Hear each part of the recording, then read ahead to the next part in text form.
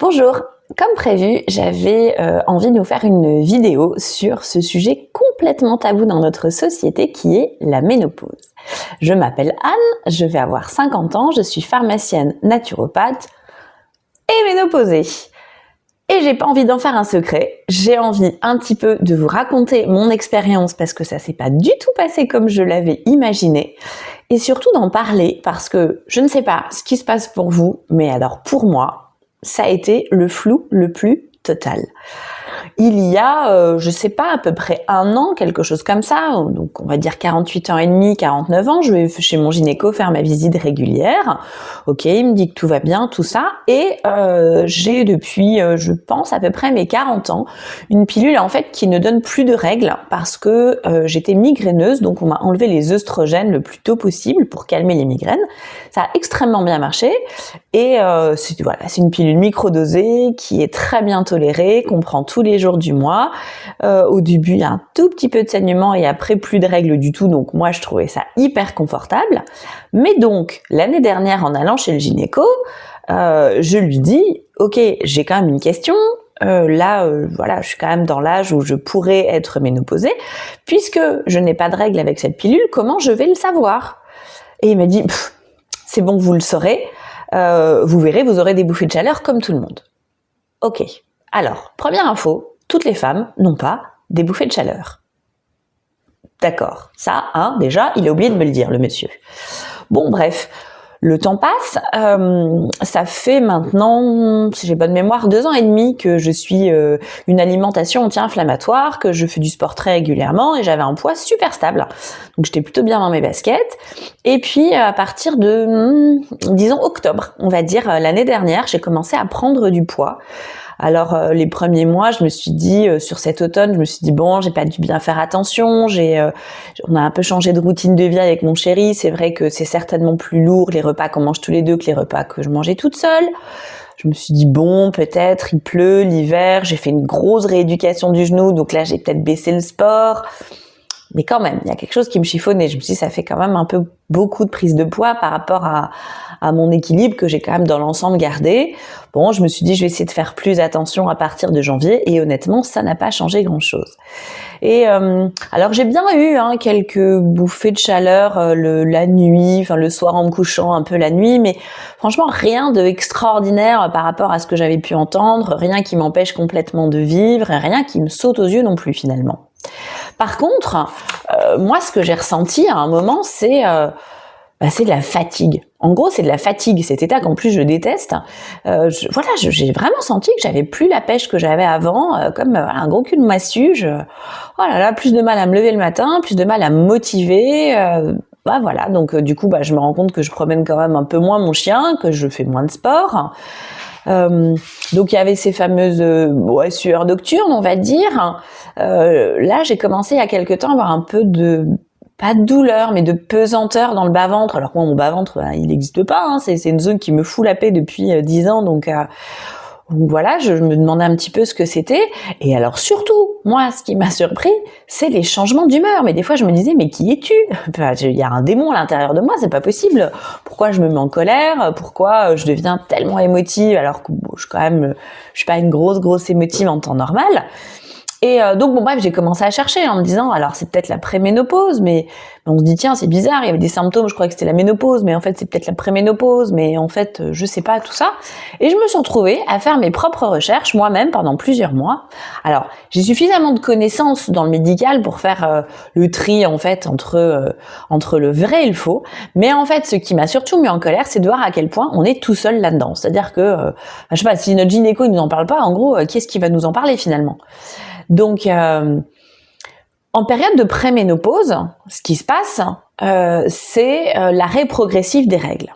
Et la préménopause, elle peut quand même durer 8, même 10 ans avant la ménopause elle-même. Donc, ce serait en gros, à partir de 40 ans, on devrait savoir un peu à quelle sauce on va être mangé et ce qui peut nous arriver et ce qui doit nous alerter, nous faire poser des questions. Parce que d'accord, c'est un phénomène normal, d'accord, c'est un phénomène physiologique, mais enfin c'est quand même une grosse modification, c'est pas forcément facile à vivre, et surtout c'est dommage de pas être aidé du tout pendant cette période.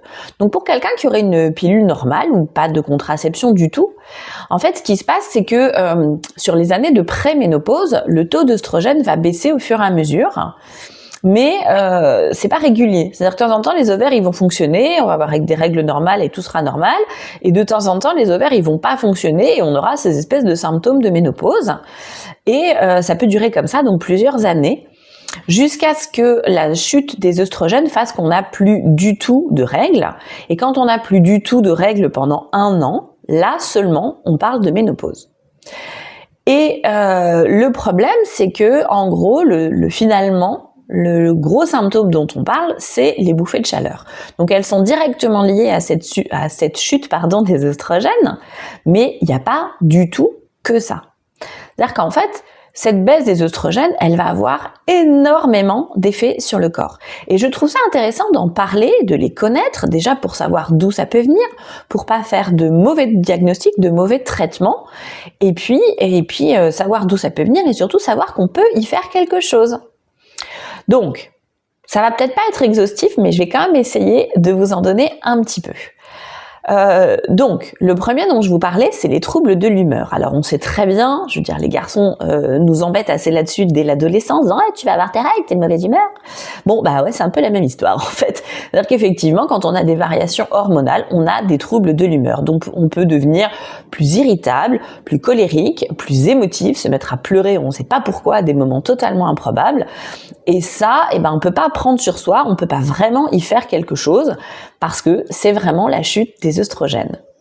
La chute des œstrogènes, ça va provoquer beaucoup d'autres choses. Tout le monde, évidemment, ne va pas ressentir tout ça. Et fort heureusement, sinon, ça serait quand même un peu lourd. Mais c'est intéressant de savoir que tout ça, c'est lié à cette ménopause et préménopause, puisque souvent, ça peut commencer bien avant. Pas mal de femmes souffrent de sécheresse vaginale et n'osent pas trop en parler en se disant c'est un phénomène normal, on peut rien y faire. Sauf que c'est désagréable, c'est douloureux, ça peut rendre les rapports douloureux et on imagine du coup qu'il y a une baisse de la libido. Or, la baisse de la libido, elle, n'a absolument rien à voir avec la ménopause. C'est donc, si on prend en fait son corps en charge, si on est bien dans ses baskets, si on est bien dans sa vie, on peut imaginer aussi quand on est depuis 30 ans avec le même partenaire et qu'on s'ennuie, c'est peut-être ça qui provoque la baisse de la libido, hein. C'est pas forcément l'âge pour le coup. Donc, prendre en charge cette sécheresse vaginale peut permettre un retour à une libido totalement normale et donc à une vie quand même un peu plus sympathique. Une autre chose, c'est qu'en fait, les œstrogènes vont diminuer et on dit parfois, à tort, que la testostérone, qui est l'hormone mâle, va augmenter. Or ça, c'est pas tout à fait vrai. En fait, elle n'augmente pas, elle est au même niveau dans le corps des femmes, on en a toujours, on en a toute notre vie de ces hormones masculines. Simplement, elles s'expriment un peu plus puisque nos hormones féminines, elles s'expriment moins. Et c'est ça, notamment, qui va nous faire prendre de la graisse à un nouvel endroit qui est autour du ventre. Alors, en général, déjà, on n'aime pas ça. Mais c'est pas le plus problématique qu'on n'aime pas ça. C'est qu'en fait, la graisse qu'on peut prendre, les fesses, la culotte de cheval, ça n'est absolument pas gênant pour le corps. En fait, cette graisse-là, elle est faite pour être stockée pour pouvoir avoir des bébés. Donc, on peut trouver ça moche si on veut ou parce qu'on est dans une époque où c'est pas à la mode, mais ça n'est pas gênant pour le corps, tant que c'est en quantité normale évidemment. Par contre, la graisse qui va se mettre autour de la ceinture abdominale, celle-là, elle est gênante parce qu'elle se met en même temps autour des organes. Et c'est ça qui, au bout d'un moment, si le périmètre abdominal augmente trop, donc on a comme base pour l'instant 88 cm chez une femme. Alors, c'est à prendre avec des pincettes parce que du coup, c'est la même mesure pour une femme d'1m50 que d'une femme d'1m80. Mais bon, il faut quand même retenir que ce périmètre abdominal, ça doit être une référence, il ne doit pas trop augmenter, sinon on fatigue ses organes et après ça peut entraîner d'autres maladies. Il y a un autre truc qui peut entraîner d'autres maladies, c'est la perte de la masse musculaire. En effet, la baisse d'œstrogène fait que, en fait, naturellement, à cet âge-là, à l'âge de la ménopause, notre masse musculaire va fondre. Donc, si on veut rester en bonne santé, il va falloir faire des efforts pour garder cette masse musculaire. Et il va falloir faire plus d'efforts qu'avant. C'est pas juste, Mais en tout cas, c'est comme ça. Ça veut dire que il va falloir faire du sport pour se maintenir en forme, pour garder aussi des os solides, mais il va falloir faire surtout de la musculation pour vraiment travailler sur le muscle, pour le garder, parce que c'est ça qui va nous permettre de bien vieillir.